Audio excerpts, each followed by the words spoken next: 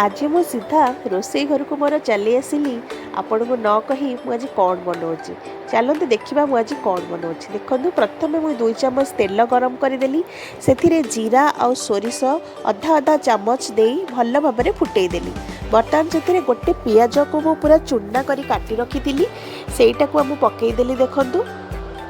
पियाजटी पकई भल भाव में भाजीदबा जमी से गोल्डन ब्राउन कलर हो देखु कलर चेंज हो गला पियाजर बर्तमान एथिरे मु गोटे बड़ चामच अदा रसुण पेस्ट दे भल भाव में कषिदेली जमी से पानी मरीज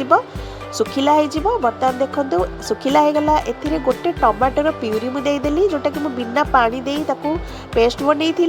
सेटा को भल भाव में गुड़े आम घोड़े दबा जमी से पानी मरीज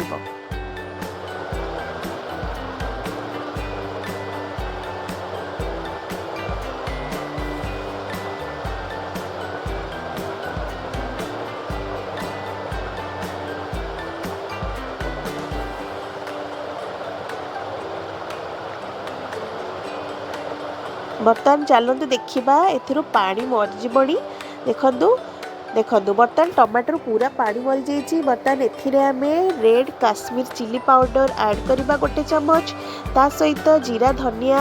पाउडर हाफ हाफ चामच मुझे देदेली स्वाद अनुसार लुण आउ हल्दी देदेली ता सहित चिकेन पाउडर जो मसला गोटे चामच पूरा दे भल भाव में गोलेदेली मसला को देखु भल भाव में मिसई दे आम सब मसला गुड़ी को घोड़े दबा किसी समय घोड़े देले कौन कि मसलार टेस्ट भल आसे आउ बास्ना भी भल हुए आ शीघ्र भी हो जाए।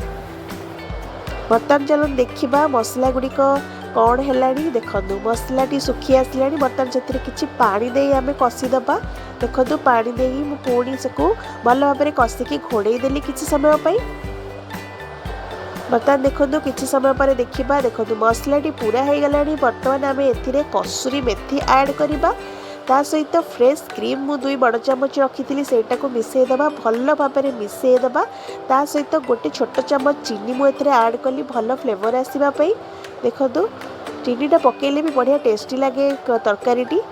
किसी समय घोड़े देला पर देखो आम देखिले बर्तमान मसला भल भाव में पूरा कषि आसला बर्तमान आम ए आवश्यक अनुसार गरम पानी दबा जति कि आमर ग्रेवी दरकार आप जी ग्रेवी खाइबे एटा पतला ग्रेवी हुए टे मोटा ग्रेवी दरकार से अनुसार आम पानी दबा मत आउ टे दरकार था पानी मुझे भल भाव में दे भल भाव में फुटापी 10 ରୁ 15 मिनिट लो फ्लेम रे आम ढाकुड़ी देकी छाड़ीदबा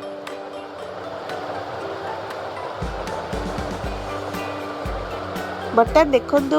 10 ରୁ 15 मिनिट हो गला झोलटी भी बहुत बढ़िया भाव में फुटिकी पूरा लाल टक टक देखा बर्तमान मेन जिनस अच्छे सेव जोटा कि पूरा टाण सेवटा बेसनर सेव सेटा आम ऐड करदे आउ कि कसूरी मेथीर गुंड मु रखी से पकईदबा पकईकि आधा मिनिट आम लो फ्लेम रे टिके फुटापी छाड़ीदबा आधा मिनिट पर आम गैस फ्लेम टी को बंद करदे आपको गर्मा गरम सर्व करवा भात परोटा रोटी सहित आप जो भी पसंद करती से आप खाईपर आपको जो भल लगे तो खाइला परे मो चैनल टी को लाइक शेयर और सब्सक्राइब करने को जमारे भी भूलिबेनी मु तो चलिली गर्मा गरम भात सहित देखंतु मोर सेव टमाटर करी नहीं खाइबा को ता सहित गोटे पापड़ नहीं गली यही कॉम्बिनेशनटा बहुत बढ़िया लगे आपण मैंने खाइबे और मते कमेंट माध्यम निश्चय जनइबे आपण को मोर रेसिपीटी केमती लगिला और मो चैनल टी को सब्सक्राइब करने को जमारे भी भूलिबेनी। रहूची सांग माने।